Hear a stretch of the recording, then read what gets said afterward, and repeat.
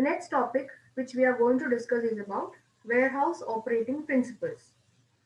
Now, once we have planned to use a warehouse, or once we are going to uh, create a warehouse, or like once we are going to set up a warehouse, we need to take into account some principles to design the warehouse. Now, there are three important principles which are to be noted over here. First one is design criteria, handling technology, and storage plan. Because of course we are going to store the goods in the warehouse, so we need to plan and we need to decide how we are going to set up this warehouse. For that, you can see the first one, design criteria. Under design criteria, there are some other sub points as well. These are the sub points in design criteria. First one is number of floor or number of stories. That is, ideally, it is better to have a single story. Ideally, warehouse design should be limited to only a single story so that the product need not be always moved up and down. If warehouse is having more than one floor, it might even require the use of lift or the use of elevators, etc., to move the product from one floor to another. So ideally, the number of floors should be single. It should be a single story building. A plain building, a single story building. Height. So what happens when it is height will be there. Height should be in such a way that there is optimum utilization of the space. Like they can use the space by having cabinets, or we can say any kind of material handling equipment can be used for storing the goods in near even near the building ceiling, so that even though if it is only one floor, we can try to use the height which is available. Then product flow. The product flow should be ideally in a straight manner. It should be in a straight flow. That is, product should be receiving at one end and stored somewhere in the middle, and it would be moving out from the other end. Straight line reduces congestion and confusion. You start from one side and you bring the materials from that side, you store it somewhere inside, and when it is time for dispatch, don't take it through the same window or don't take it through the same door. Instead, go to the other end, and the dispatching should be at the other end, thereby maintaining a straight flow in order to avoid any kind of congestion and confusion. So this is explaining about the design criteria. Ideally, it should be a single story building. Single story means only one floor, ideally single floor. Height should be in such a way that maximum space is being utilized, and even we can use the ceiling height by using material handling equipments, different equipments like cranes and all. We can store the goods if at all cabins are set up in a height. Then product flow, the movement should happen in a straight flow. Then handling technology, this is the second one. Handling technology explains about 2 points: movement continuity and movement scale economics. Movement continuity means make longer movement rather than shorter movement. It also results in less damage. Like it is better for material handling equipment or a person to make a longer movement instead of moving for a shorter distance. So when, for example, 10 people are standing in order to pass on one product from the starting point to the end point, the product is now passing through 10 hands, 10 people we can say. Meanwhile, there are chances of damage to the product when it is passing through this many people. Instead, try to make the movement longer. Then, that is, during exchange of the product or while handling the product, there are chances that it will create damage, and also it will increase the time or waste the time. Movement scale economics means instead of moving product one by one, try to move in maximum numbers. This can be possible if grouping of products are done. Grouping of products reduces the number of activities and it will result in the reduction of cost. Then, storage plan. This is the third point. During storage plan, some points are to be noted. Now these points, it depend on the various characteristics of the product, like the volume, heaviness, bulkiness of the product, weight of the product, etc.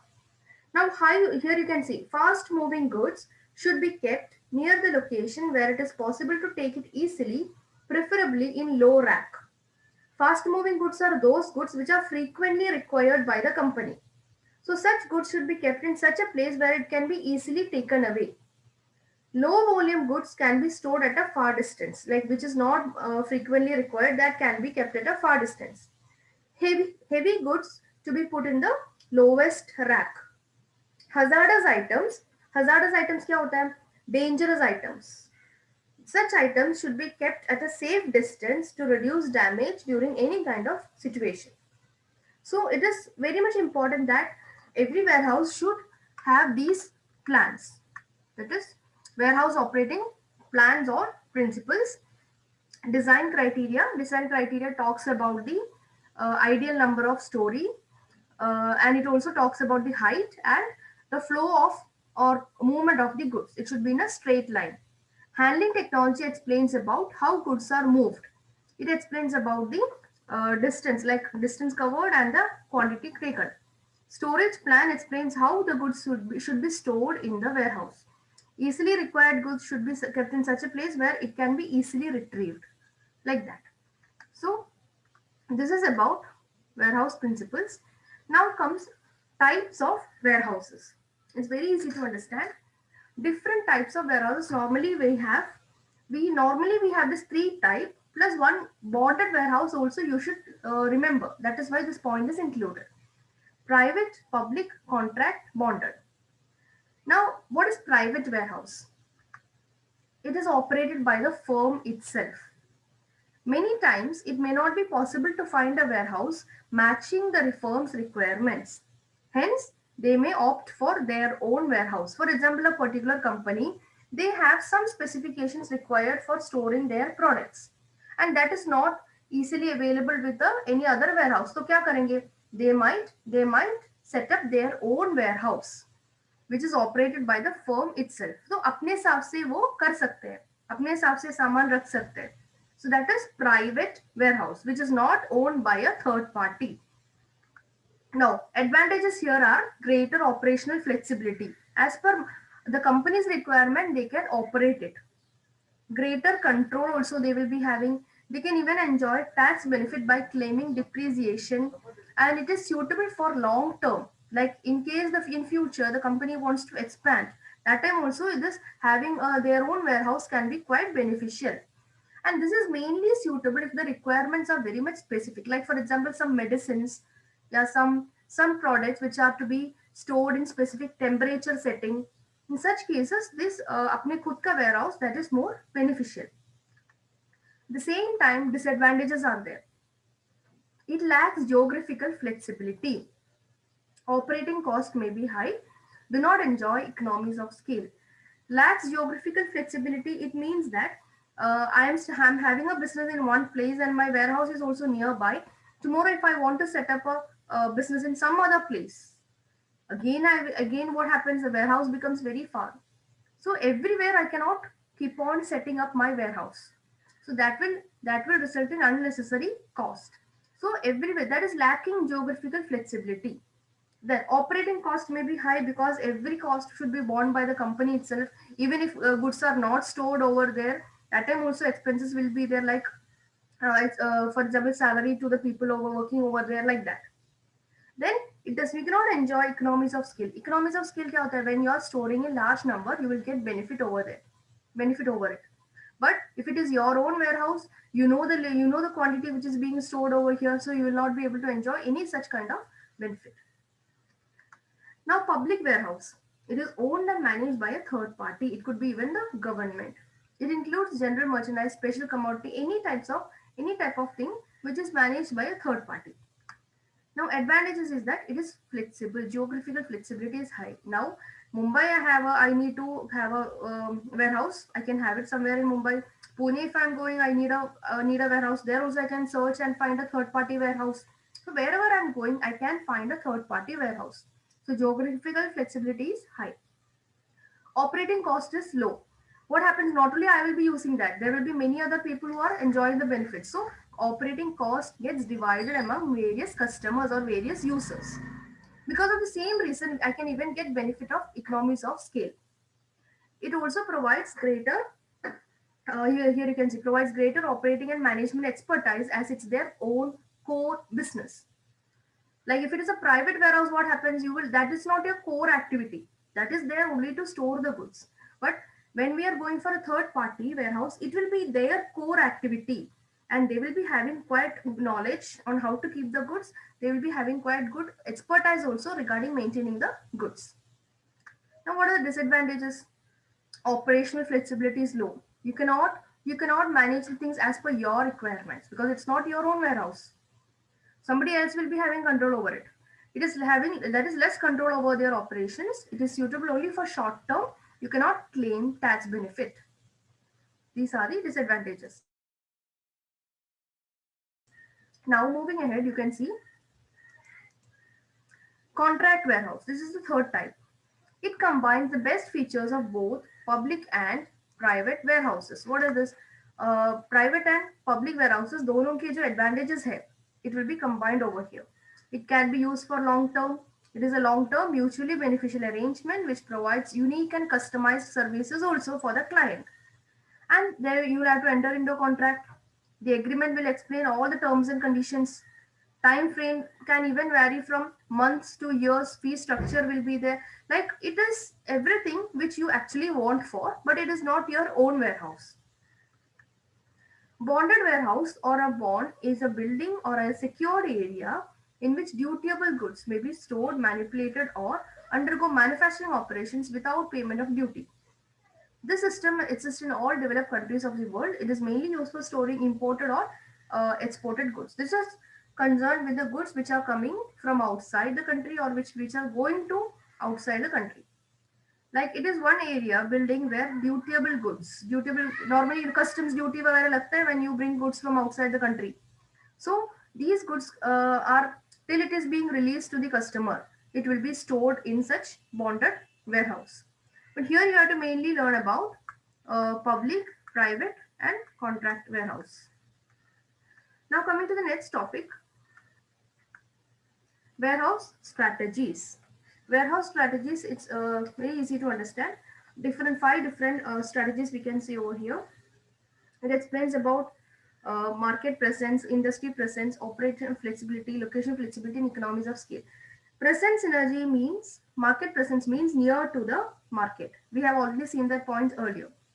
When warehouses are having or are located near to the market, customers become more comfortable because they will be having enough inventory. The shopkeepers will be having enough inventory with them. So they will be more responsive to the customer requirement. Industry presence means co-locating. Co-locating means sharing the locations with other firms also who are in the same industry.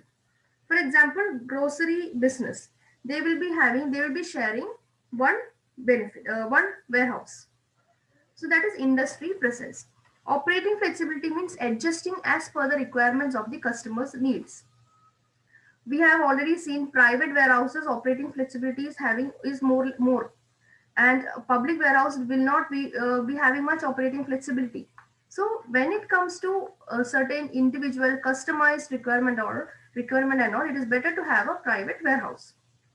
Location flexibility, it is again adjusting the warehouse location as per the demand. Economies of scale means ability to reduce the cost through using of technologies, through using of or through having large quantity of goods. When large quantity of goods are there, we can easily spread the cost.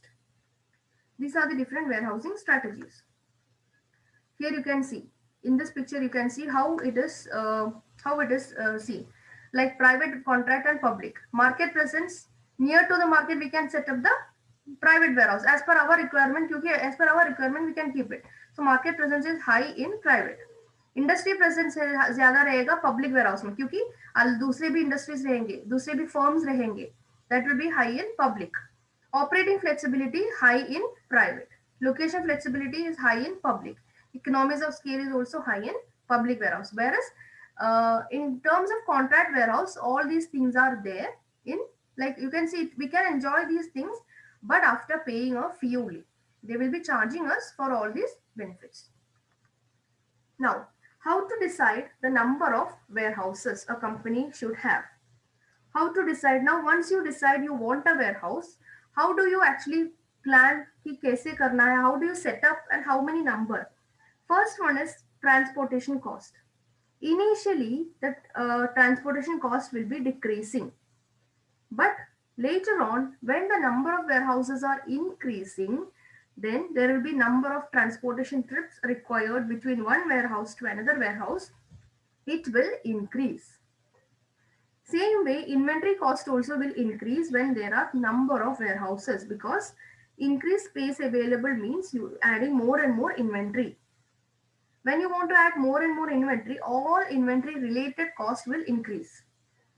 Same way, warehousing cost also will increase, because you need to maintain and you need to pay all the costs associated for the facilities required for maintaining this warehouse. For example, a single warehouse if you're having and two warehouses if you're having, cost will be more, of course, while operating these two warehouses.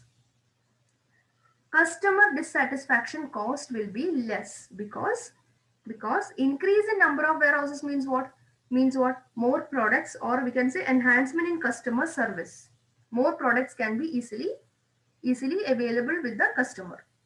So depending on the situation, depending on the feasibility, like financial capability, feasibility studies conducted, whether it is actually required or not, then only the number of warehouses should be increased. Then deciding the warehouse location. How to decide the warehouse location? While deciding the warehouse location, we should check the cost of distribution from warehouse to market area. वो जो distance रहता है from the warehouse to the market area, what will be the cost? Availability of infrastructure and other transportation facilities very important. Presence of competition over there. Availability of cost and cost of utilities, power, water, gas. Availability of laborers, cheap laborers. Then after that, any specific requirements as suggested by the customer. Then local taxation by in that particular area, local residents attitude, because for if it is some kind of goods which we are storing, agar wo hazardous goods hai, and it might be difficult for the local people who are living there to accept that. Then future expansion, if the organization is thinking about expanding future, accordingly वैसे जगह पे जाके select करना है. Cost of land, topography and soil condition. Topography में, for example, if the warehouse requires special heavy equipments in the warehouse, and if the incoming goods are very heavy, then the land should be in such a way that this could be managed. Otherwise, what happens if these conditions are required? Then large amount of money would be invested in making the condition like that, making the soil like that. So it becomes very difficult. Possibility of title change. Title change, the possession of the land. That part also should be very much clear. So deciding warehouse location, all these factors to be considered. Now, factors affecting warehouse cost. This is the last topic over here. How the warehouse cost, how maintaining a warehouse or having a warehouse, how it is important. Now, of course, the size of the warehouse, larger the size, higher will be the cost. When larger the size means you should have that much goods to store also in the warehouse. Otherwise, it will be simply waste of land, waste of space, and waste of associated cost. Like unnecessarily, it will create expense. Type of product. The type of product also affects the warehousing cost. For example, there will be some products which require continuous maintenance, like oil karna padega, greasing dena padega. This will also increase the cost of the warehouse. Transportation. Transportation initially will be very less, transportation cost. But later on, as I told you, when there are more number of warehouses, per trip, transportation cost will increase. Inventory stored. The level of inventory also will affect. Higher the level of inventory, higher will be the warehousing cost. Customer service level. If we give or if we think about giving superior customer services, then what happens? We need to have more warehouses as per the requirement of demand from the customer side. And when we think like that, we will have to increase the number of warehouses, and this will again add to the cost of the warehousing. Degree of automation and type of equipments required, especially in large sophisticated warehouses, we will be using, many companies use automatic systems that we will see later, different types. In material handling we will see such equipments.